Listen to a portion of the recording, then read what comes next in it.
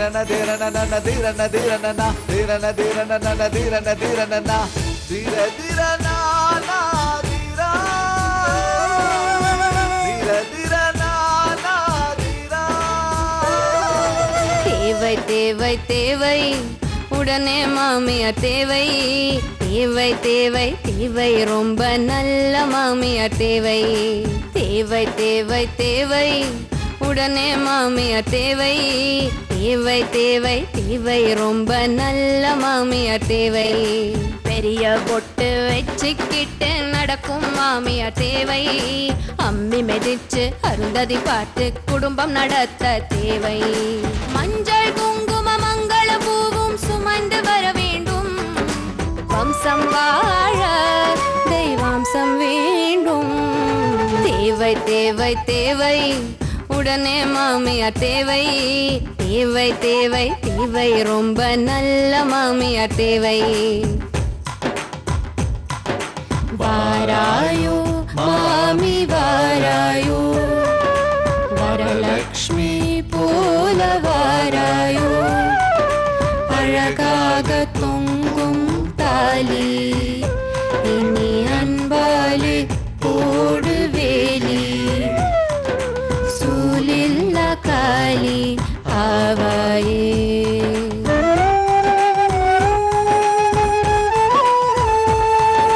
கம்பன் கவி போலி நிக்கு பேசி கட்டளையிட வேண்டும். கம்பன் கவி போலி நிக்கு பேசி கட்டளையிட வேண்டும். வம்பன் கொம்பன் வாசல் வந்தால் நாச்சியாக வேண்டும். வேலை நாச்சியாக வேண்டும். பெரிய பெரிய பொட்டு வைக்கும் பிரிய மங்கை வேண்டும். சரிய சரிய சேலை கட்டும் சாந்த துர்க வேண்டும். வம்சம் வாழ தெய்வாம்சம் வேண்டும். தேவை தேவை தேவை உடனே மாமியார் தேவை. தேவை தேவை தேவை ரொம்ப நல்ல மாமியார் தேவை. தவறு செய்தால் எடுத்து சொல்லி திருத்தி விட வேண்டும். தலையும் வலித்து சாய்ந்து படுத்தால் மருந்து இட வேண்டும். அடுப்பு என்னும் நெருப்பில் வெந்தால் அன்பு மழை வேண்டும். அடுத்த வீட்டார் முன்னால் என்னை உயர்த்தும் மனம் வேண்டும். சிரித்த முகமே மாறாதென்றும் பலமும் வர வேண்டும். நிறைந்த மனமாய் நித்தம் வாழ்த்தி நலமும் தர வேண்டும். வம்சம் வாழ தெய்வாம்சம் வேண்டும். தேவை தேவை தேவை உடனே மாமியார் தேவை. தேவை தேவை தேவை ரொம்ப நல்ல மாமியார் தேவை. வீட்ல பால் இருக்குல்ல? இருக்கு இருக்கு. நீ போய் பால்கோவா பண்ணு. வேற என்ன இருக்கு? வீட்ல ரசம் இருக்கு. ரசகுல்லா பண்ணி தட்டுமா? அது பால்ல பால்கோவா செய்யும் போது ரசத்துல ரசகுல்லா செய்ய முடியாதா? அதான் கேட்டேன். ரெண்டு கொல்லிக்கட்டையும் ஒன்னா சேர்ந்துருச்சு. எதை பத்த வைக்க போகுதுன்னு தெரியலையே. திமிர் பிடிச்ச வேலைக்கார. இந்த சில்வண்டியும் நம்ம கூட ஆட்டத்துல சேர்த்துக்கலாமா? அவதான் இந்த வீட்டு குடும்பத்தோட காவல் தெய்வமாச்சே. இரு இரு நான் பேசி பாக்குறேன். மீரா, என்னக்கா? இங்க வாயே. அக்கா, நீங்க ரெண்டு பேரும் ஒன்னா சிரிச்சு பேசுறத பாக்கும்போது ரொம்ப சந்தோஷமா இருக்குக்கா. இந்த ஒற்றுமையை தான் நான் எதிர்பார்த்தேன். நான் எதிர்பார்க்கல மீரா, நீ இப்படி பேசுவேன்னு. ஏன் கிரிஜாக்கா இப்படி சொல்றீங்க? மீரா, நாங்க உன்னை கூப்பிட்டதே நாங்க ரெண்டு பேரும் தனியா போறதுன்னு முடிவு பண்ணிட்டோம். உன்னையும் தனியா போக சொல்லி 4 புத்திபதி சொல்லலாமே தான் கூப்பிட்டோம். கை காலு தலை இது எல்லாமே ஒன்னா இருந்தாதான் அதுக்கு பேரு உடம்பு. அதுல தலை இல்லைன்னா அதுக்கு பேரு முண்டம். கையோ காலம் இல்லைன்னா அதுக்கு பேரு ஊனம். குடும்பமா அந்த மாதிரிதான். அம்மா அப்பா மக பேரன் பேத்திங்க ஒன்னா இருந்தாதான் குடும்பம். இதுல எது இல்லைனாலும் அதுக்கு பேரு குட்டிச்சாறு தான்.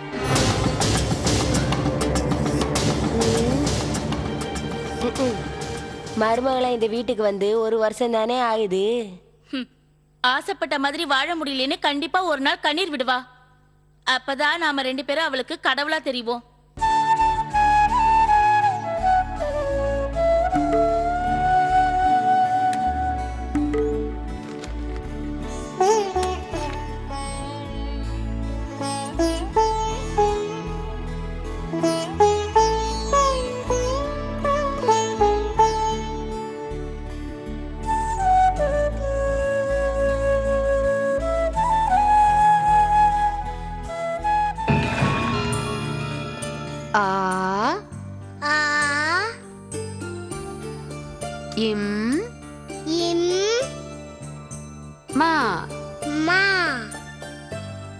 அம்மா.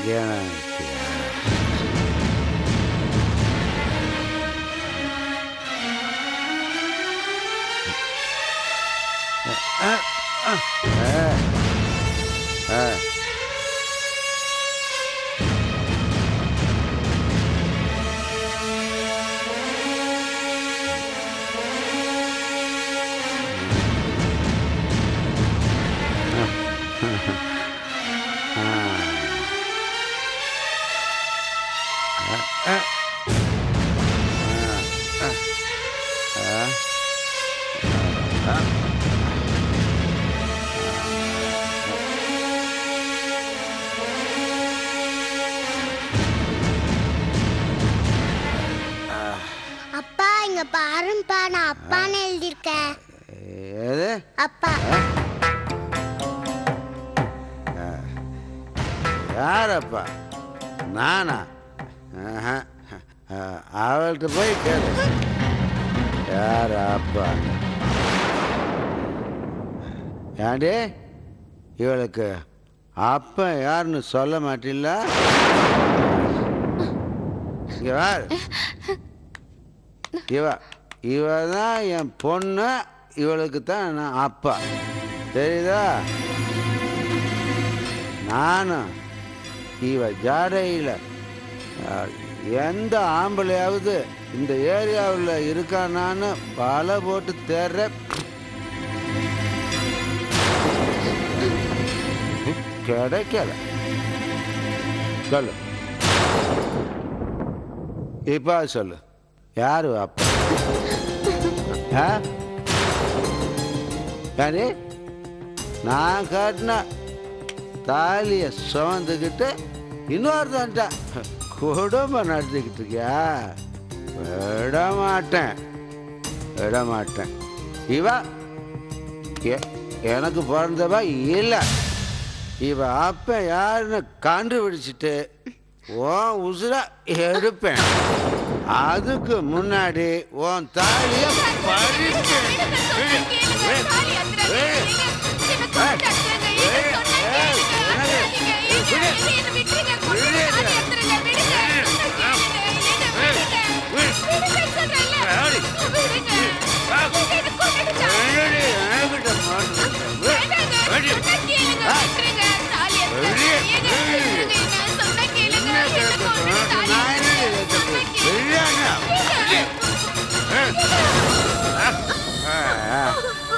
இப்போ லைசன்ஸ புடுங்கிட்டேன்ல,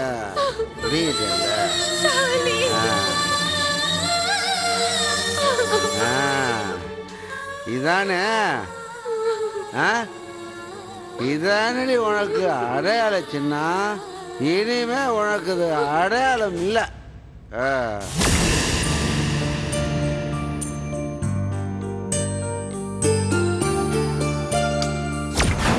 அப்பா எங்கம்மா? அப்பா வேலைக்கு போயிருக்காருமா.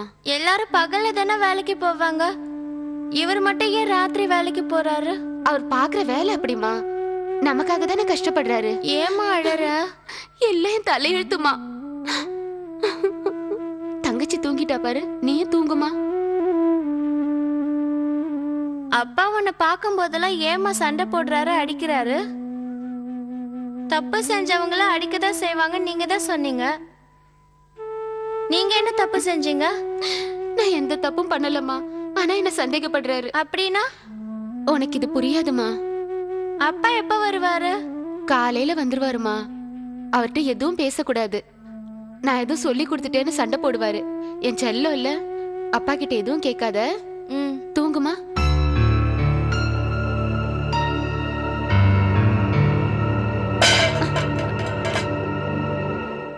எலியோட தொல்லை தாங்க முடியல.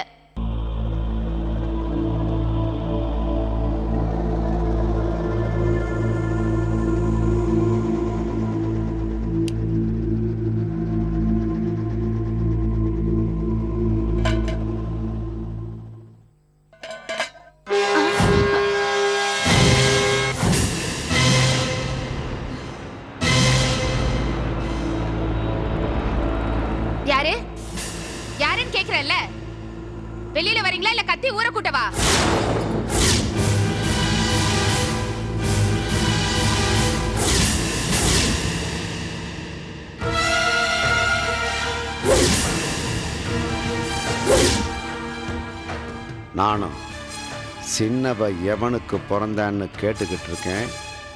நீயும் வாயை திறக்க மாட்டேங்கிறீல்ல, அதான் ராத்திரிக்கு எவனுக்கு வாசக்கதவை திறக்கிறேன்னு ஒளிஞ்சிருந்து பார்த்துக்கிட்டு இருக்கேன். நீ எல்லாம் ஒரு மனுஷன்.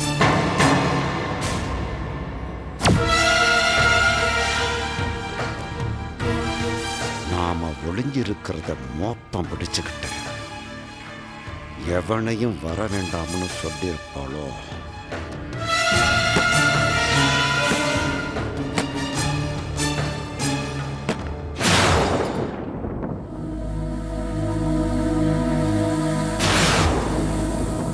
வாழ்க்கைன்னா பிரச்சனை இருக்கத்தான் செய்யும்.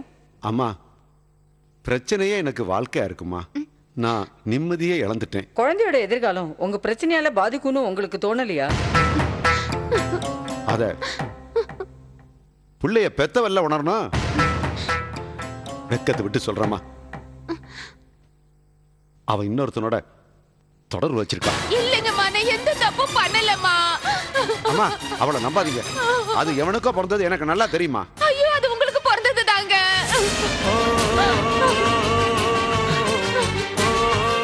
சொல்றதுக்கே அசிங்கமா இருக்கு. ரெண்டாவது புள்ள எனக்கு பிறக்கலாமா? இல்லைங்க, அது அவருக்கு பிறந்த புள்ளதாம்மா. எப்படி நீங்க அவ்வளவு உறுதியா சொல்றீங்க? உங்க மனைவி பார்த்தா தப்பானவங்கள தெரியலையே. அம்மா, அவ உங்கள்ட்ட நடிக்கிறாமா. நான் இந்த பக்கம் போன உடனே அந்த பக்கம் கள்ள புருஷனை வர சொல்றான்னு அக்கம் பக்கம் உள்ளவங்களாம் என்னை பார்த்து சிரிக்கிறாங்கம்மா. என்னம்மா, உங்க கணவர் உங்க மேல சொல்ற குற்றச்சாட்டுக்கு உங்க பதில் என்ன? கேள்வி இருந்தா சொல்லிடலாமா? சந்தேகத்துக்கு நான் எப்படி பதில் சொல்வேன்? அவரை விட அழகான பொண்ணு பிறந்தது நான் செஞ்ச பாவமா? தபால்கார் வந்து லெட்டர் கொடுத்தா அதுக்கும் சந்தேகப்படுறாரு. இத நான் எங்கம்மா போய் சொல்லுவேன்? பஸ்ல போகும்போது கண்டக்டர் சிரிச்சுட்டே டிக்கெட் கொடுத்தா உனக்கு அவனுக்கு எத்தனை நாள் பழக்கம்னு கேக்குறாரு. நான் இதுக்கு என்னமா பதில் சொல்லுவேன்? சந்தேகம் எப்ப மனசுக்குள்ள வருதோ அப்பவே வாழ்க்கை நரகம் ஆயிடும். சந்தேகங்கிற பேர்ல அவர் உங்களை அடிச்சு சித்திரவதை பண்ணாரா? நான் அவர் கூட வாழணும்னு ஆசைப்படுறேம்மா. அவர் மேல எந்த குற்றச்சாட்டு சொல்ல நான் விரும்பல. அவர் நிழல்லே நான் வாழ்ந்துட்டு போயிடுறேம்மா. நான் அவளை மனைவியை ஏத்துக்க முடியாது. எனக்கு விவாகரத்து வேணுமா? எனக்கு பிறந்த குழந்தைய எனக்கிட்ட கொடுத்துட்டா நான் பாத்துக்கிறேம்மா. இத்தனை வருஷம் அவங்க உங்களோட சேர்ந்து வாழ்ந்ததுக்கு என்ன பலன்? ஏன் கூட மட்டுமா வாழ்றா? நீதிமன்றத்துல போய் சொல்லக்கூடாது. உங்க மனைவி சந்தேகப்படுற மாதிரி நடந்துகிட்டத நீங்க நேர்ல பாத்திருக்கீங்களா? இந்த அசிங்கத்தை எப்படிமா புருஷனுக்கு தெரியற மாதிரி நடந்துக்குவா? இந்த கோர்ட்ல ஆதாரங்களை சமர்ப்பிக்க முடியுமா? உங்க மனைவியை நீங்களே கேவலப்படுத்துறது கீழ்த்தரமான புத்தி. உங்க மனைவி இன்னும் உங்க மேல நம்பிக்கை வச்சு வாழணும்னு சொல்றாங்க. அதுதான் சரின்னு இந்த கோர்ட்டும் நம்புது. உங்க முடிவு என்ன சொல்லுங்க? சுட்ட மண்ணு ஒட்டாதுன்னு சொல்லுவாங்க. நாங்க ரெண்டு பேரும் சுட்ட மண்ணு மாதிரி தான். செயற்கை எங்களால வாழ முடியாது. அப்படி வாழ்ந்தாலும் வீணா மன உளைச்சல் தாமா வரும். இந்த வழக்கை வரும் 17ஆம் தேதிக்கு ஒத்தி வைக்கிறேன். அதுக்குள்ள ரெண்டு பேரும் சந்திச்சு மனம் விட்டு பேசிக்கணும். இதுக்கு ரெண்டு பேரோட வக்கீலும் உதவி பண்ணணும்.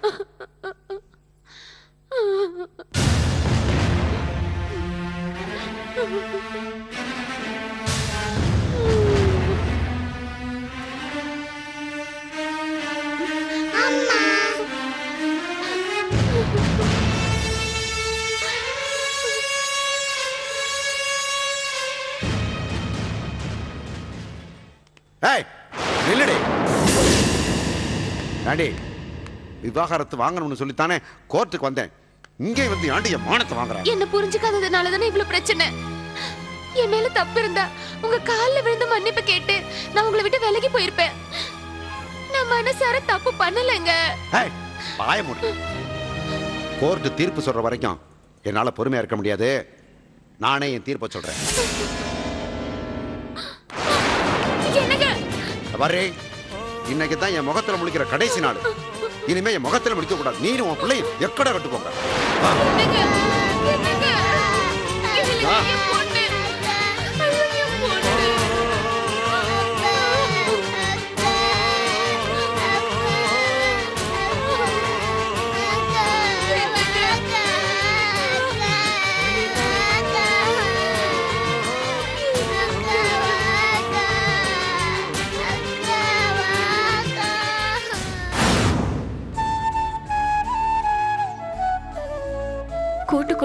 இருக்கிறதுல தான் சந்தோஷம் கிடைக்கும்.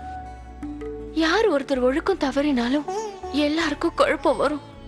ஆனா ஒழுக்கம் தவிர மனசு வராது. ஏன்னா தன்னால குடும்பத்துல இருக்கிற மத்தவங்க அசிங்கப்படுவாங்கங்கிற பயம் இருக்கும். கூட்டு குடும்பமா இருந்தா கஷ்டங்களை பகிர்ந்துக்க முடியும். பிரச்சனைகளுக்கு உடனே தீர்வு கிடைக்கும்.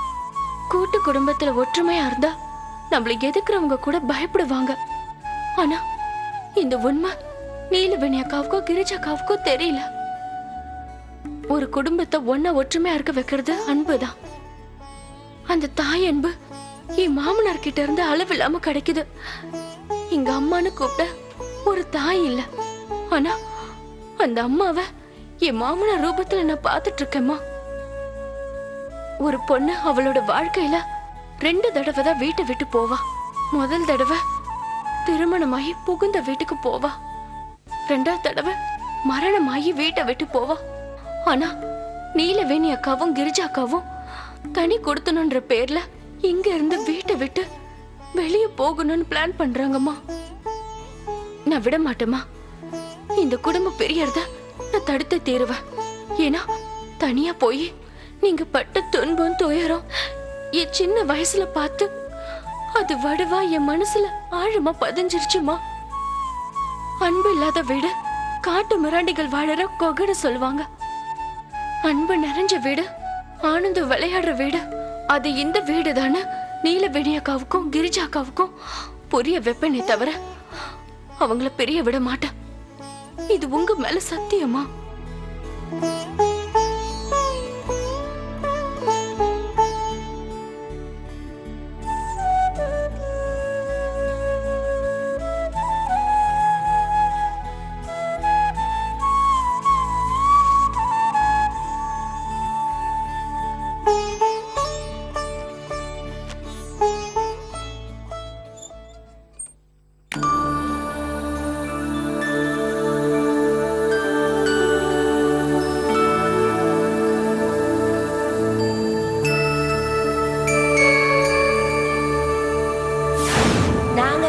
தனியா போறதுன்னு முடிவு பண்ணிட்டோம். உன்னையும் தனியா போக சொல்லி 4 புத்திபதி சொல்லலாமே தான் கூப்பிட்டோம்.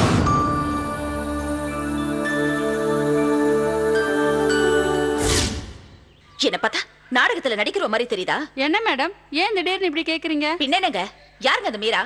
அவளை எதுக்கு என்கிட்ட அறிமுகப்படுத்தி வச்சீங்க? நீங்க மத்தவங்களுக்காக இறக்கப்படுற கேரக்டர். ஓடி போய் உதவி செய்யற குணம் உங்களுக்கு இருக்கு. உங்ககிட்ட இருக்க அதே குணம் தான் மீரா கிட்டயும் இருக்கு. தயவு செஞ்சு அவளை கூட கம்பேர் பண்ணாதீங்க. அவ மிகப்பெரிய சுயநலக்காரி, சூழ்ச்சிக்காரி. என்னங்க மேடம் மீரா பத்தி பெரிய பெரிய வார்த்தையெல்லாம் பேசுறீங்க? இந்த ஆசிரமத்துல ஒரு செடி வாடி போனா கூட அவங்க முகமே வாடி போயிடும். அப்படிப்பட்டவங்கள போய் இப்படி அபாண்டமா பேசுறீங்க? நான் சொல்றேன் தப்பா நினைச்சுக்காதீங்க. நன்கொடை வாங்கினா மட்டும் போதாது. நன்கொடை கொடுக்கறவங்க யாரு, அவங்க நதி மூலம் ரிஷி மூலம் எல்லாம் தெரிஞ்சுக்கணும். மேடம் புண்ணியம் செஞ்சவங்க நன்கொடை கொடுத்தவங்களுக்கு மேலும் புண்ணியம் கிடைக்கும். பாவம் செஞ்சவங்க நன்கொடை கொடுத்தா அவங்க செஞ்ச பாவம் புண்ணியமா மாறிடும். எனக்கு புரியல. நான் கேக்குறேன்னு தப்பா நினைச்சுக்காதீங்க. கேளுங்க. உங்களை பத்தி எனக்கு நல்லாவே தெரியும். இருந்தாலும் நீங்க எங்களுக்கு உதவி பண்ணும்போது நீங்க சம்பாரிச்ச பணம் நேர்மையானதான்னு கேட்டா உங்க மனசு சங்கடப்படாதா? இப்படியெல்லாம் கேள்வி கேட்டுக்கிட்டு இருந்தா இங்க இருக்க குழந்தைங்க பட்னி கிடந்துதான் சாகணும். எனக்கு மீரா பேசுனது சுத்தமா பிடிக்கலங்க. மேடம் நீங்களாவது அமௌண்ட்டை ஃபில் பண்ணி தான் செக் கொடுத்தீங்க. ஆனா மீரா பிளாங்க் செக் கொடுத்து நீங்களே தேவையான தொகையை ஃபில் பண்ணிக்கிங்கன்னு கொடுத்துட்டு போயிருக்காங்க. அது பணக்கார திமிரு. ஆத்துல போட்டாலும் அளந்துதான் போடணும்னு சொல்லியிருக்காங்க. கடலுக்கு கூட கரை இருக்கு, ஆனா கருணைக்கு கரையும் இல்ல எல்லையும் இல்ல. இது நீங்க சொன்னதா மேடம்? அவ பணக்காரிங்கிறத காட்டுறதுக்காக அப்படி எல்லாம் பண்ணிருப்பா. மேடம் நீங்க கோவப்படுற அளவுக்கு மீரா என்ன பேசினாங்கன்னு தெரிஞ்சுக்கலாமா? அவ மாமனாருக்கு மனைவியா வர முடியுமான்னு கேக்குறா. மீராவுக்கு மாமியாரா நான் வரணுமா? எவ்வளவு தைரியம் இருந்தா இப்படி என்கிட்ட கேட்டிருப்பா? சமூக பிரச்சனையை புரிஞ்சவங்கன்றதுனால உங்ககிட்ட கேட்டிருப்பாங்க. அது ஒண்ணும் தப்பு இல்லைங்களே. அவ மாமனாருக்கு மனைவி தேவைனா எத்தனையோ மேட்ரிமோனியல்ஸ் இருக்கு, அங்க போக வேண்டியதானே? மாமனார் கூட குடும்பம் நடத்துறதுக்காக அவங்க மாமியாரை தேடி இருக்க மாட்டாங்க. குடும்பத்தை காப்பாத்துறதுக்காக மாமியாரை தேடி இருப்பாங்க. வாழ்க்கையில நான் எதை மறந்து வாழ்ந்துட்டு இருக்கேனோ அதுக்குள்ள என்ன இழுக்க பாக்குறாளே. பணத்தை காட்டினா நான் விழுந்துருவேன் நினைச்சிட்டு இருக்காள அவ. நீங்க மீராவை தப்பா நினைச்சிட்டீங்க.